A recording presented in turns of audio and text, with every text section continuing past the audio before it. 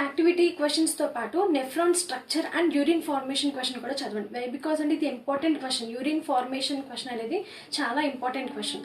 So activities cover అయిపోయిన తర్వాత next urine formation question అనేది చదవండి.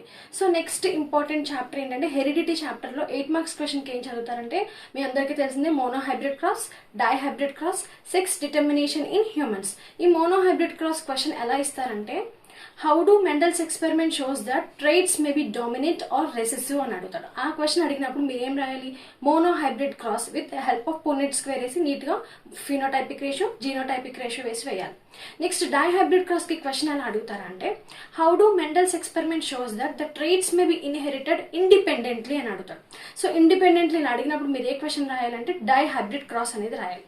సో సెక్స్ డిటర్మినేషన్ మీకు జస్ట్ అది easy question. Sex determination in humans అనేది ఎలా ఇస్తారంటే బేబీ యొక్క సెక్స్ని ఫాదర్ డిటర్మిన్ చేస్తారు, ఈ స్టేట్మెంట్ని అనలైజ్ చేయండి అని చెప్పిస్తారు. మీరు సెక్స్ డిటర్మినేషన్ క్వశ్చన్ అనేది రాయండి. సో హెరిడిటీ చాప్టర్ నుంచి మీకు 3 ఇంపార్టెంట్ క్వశ్చన్స్ అనేది చదివితే కనుక పక్కాగా ఒక క్వశ్చన్ అనేది వస్తుంది. So most probably sex determination in హ్యూమన్సే రావచ్చు. బికాస్ ఇది చాలా చాలా important question.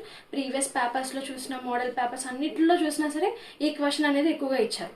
So 8 marks questions biology సబ్జెక్ట్లో 8 మార్క్స్ ఇంపార్టెంట్ క్వశ్చన్స్ అనగానే first life process and second unit heredity నుంచి ఇప్పుడు నేను చెప్పిన క్వశ్చన్స్ అన్ని పర్ఫెక్ట్గా ప్రిపేర్ అవ్వండి, చక్కగా రాస్తారు. సో మీ టైం వేస్ట్ చేసుకోకుండా ముందు 8 మార్క్స్ క్వశ్చన్స్ అనేవి కంప్లీట్ చేసుకోండి.